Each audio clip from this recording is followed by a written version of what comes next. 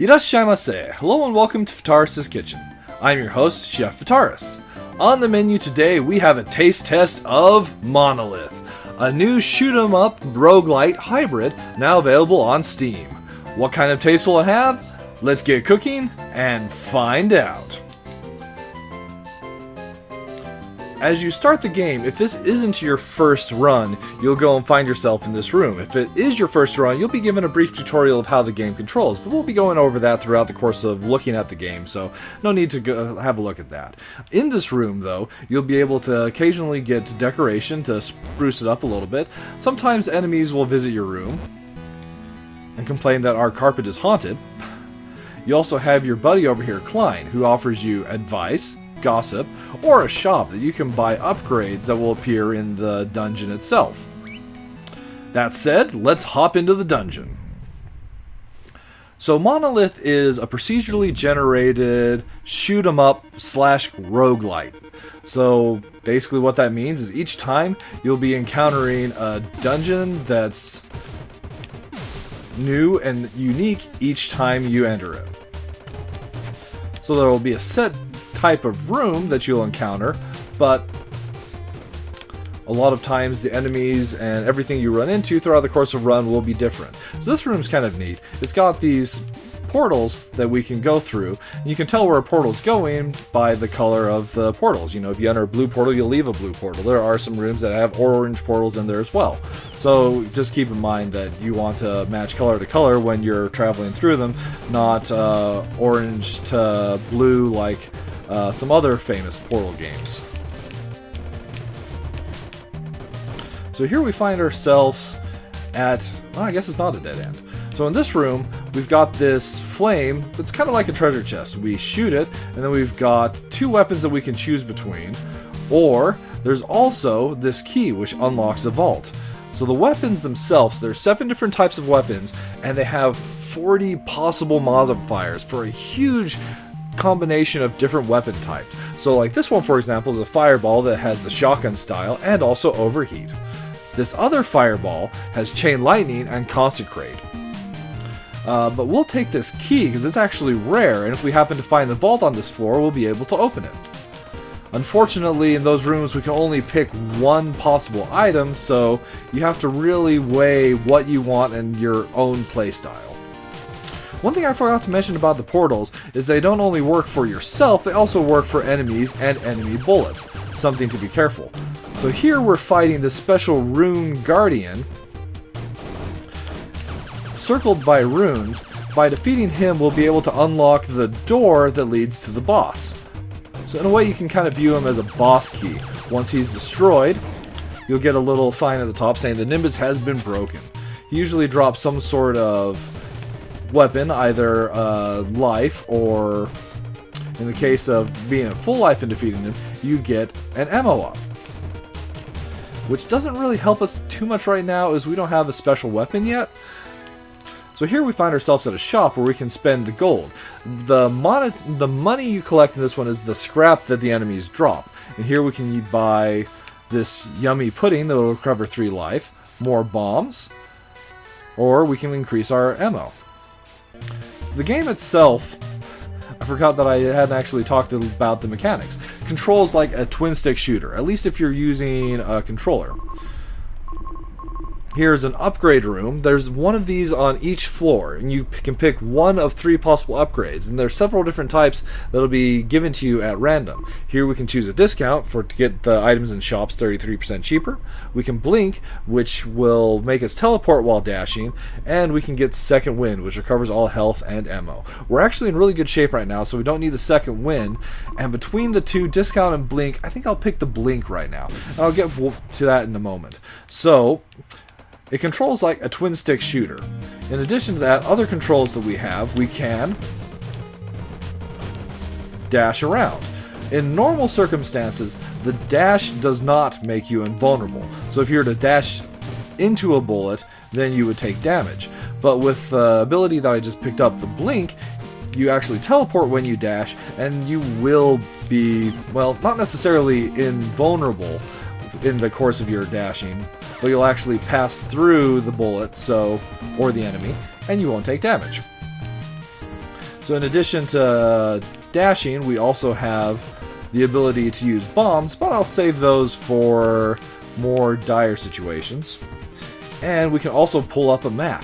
The great thing about the map is you can use it to return to any room you've previously been to. So if there's more of the floor you want to finish exploring before we take on the boss, then that's totally possible to do.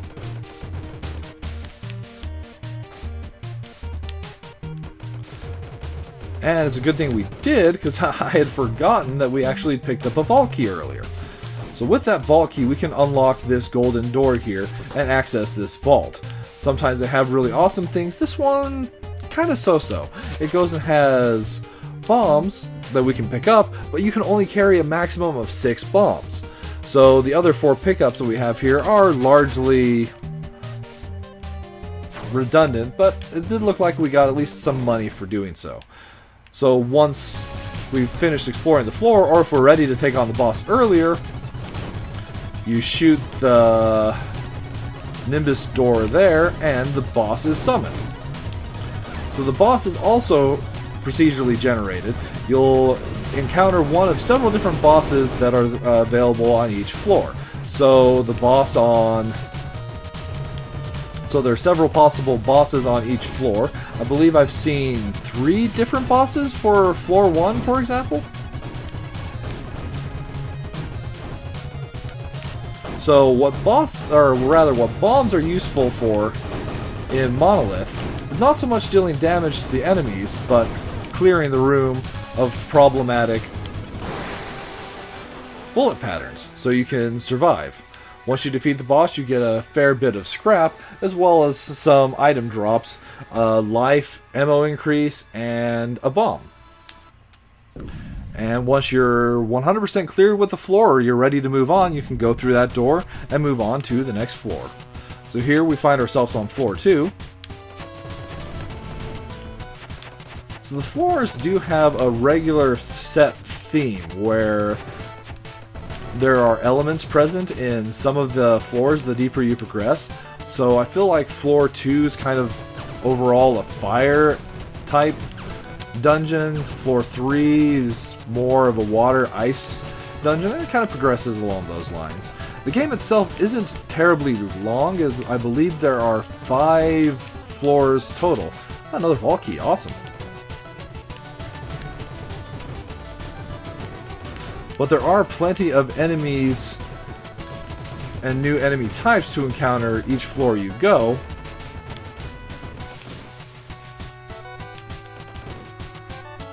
So there's definitely that challenge.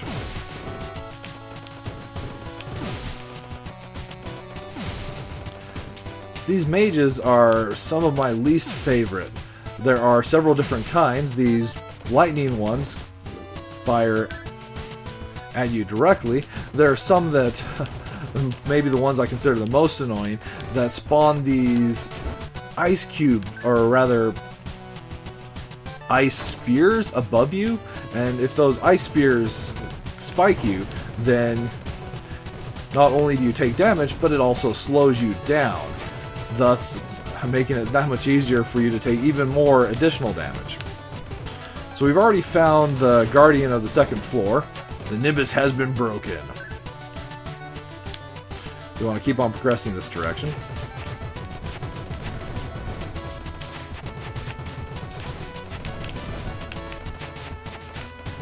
That blink ability we picked up is definitely proving useful this run.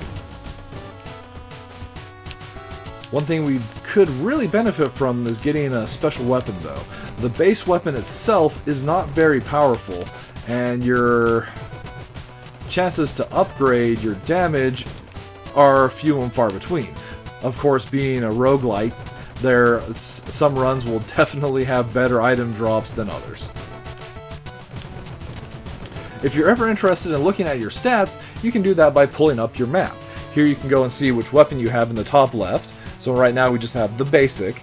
You can see how much weapon, or how much damage you're doing, 100% right now, so we're at base damage, and how much ammo you're carrying for the special weapons you pick up. We're at 110% right now. We have not picked up any weapons though, so it'd be great to do so. Here's a room that has a couple portals, like I was talking about earlier.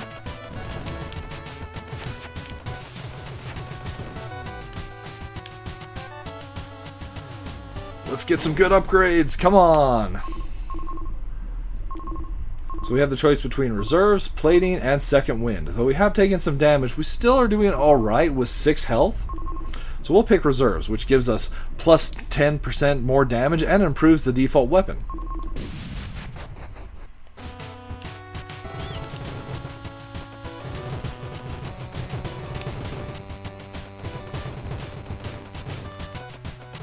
So these enemies are definitely interesting.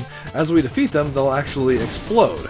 And there are different types. Some explode into fireballs, these ones explode into lightning in 6 different directions. So you definitely be careful when you defeat them. Alright, so here we get the choice between 2 different lasers. We can choose between one that has triple and anti-magic, or one that charges faster and phasing. I'm thinking laser charges pretty fast, so the one that has triple is the way we want to go. And that gives us basically this tri-beam laser to deal damage with. Speaking of damage, I keep on taking it. So you start out base with 10 life. And it's possible to both get random life refills from rooms when you clear them, as well as buying them in shop. But your life can also act as a currency. There are some shops where you buy items, weapons, what have you, with your HP. And it's not just your... Ooh, what do we have here? Increase max HP by 1. And it's not the current HP you have, it's your max HP. So we find ourselves at a shop with a fair bit of money. That's actually really advantageous right now.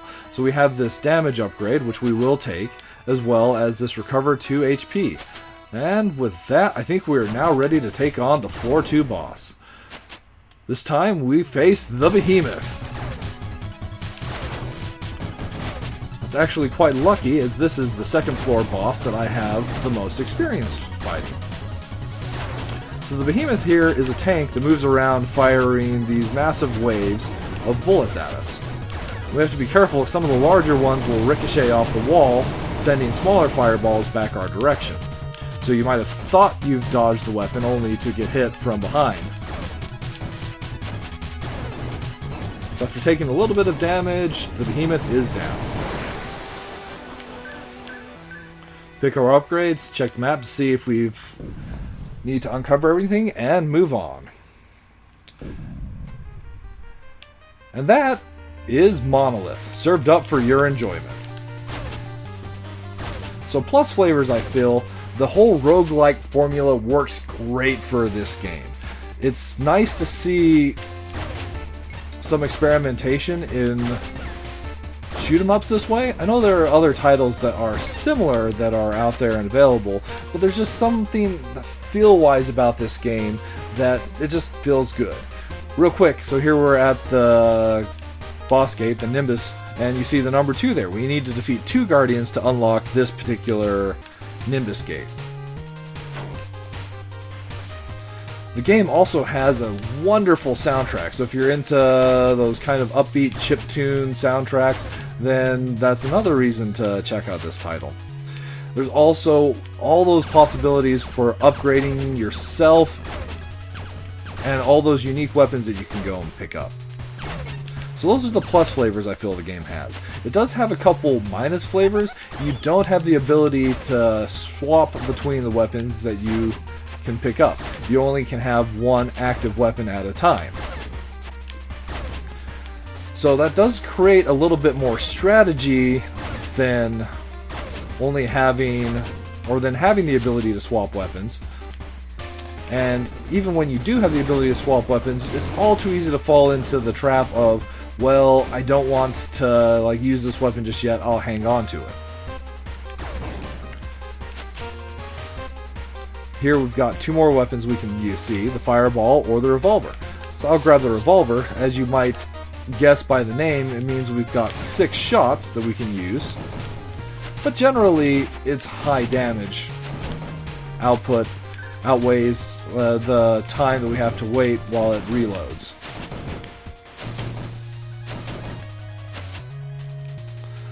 So while the weapon swapping might not be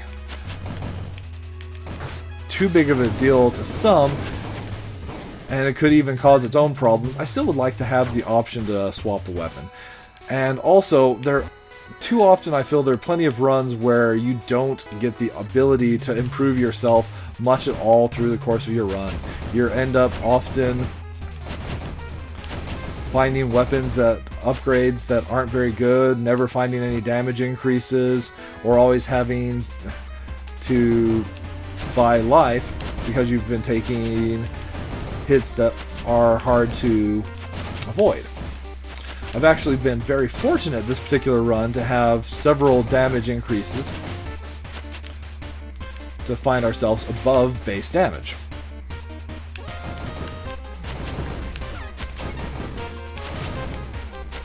But those are two minor complaints, and overall the game is very fun to play. So there you have it, Monolith served up once again for your enjoyment. If you happen to like shoot 'em ups or roguelites, and you want to see a great combination of the two, this is definitely one that I recommend you give a try. So I'll include a link to the Steam page in the description below. It's a very affordable $8 base price, so if you're looking for a new title to try out, this would definitely be one that I can give a hearty recommendation to. I want to thank you so much for coming out and joining me today, and as always, I look forward to seeing you again next time.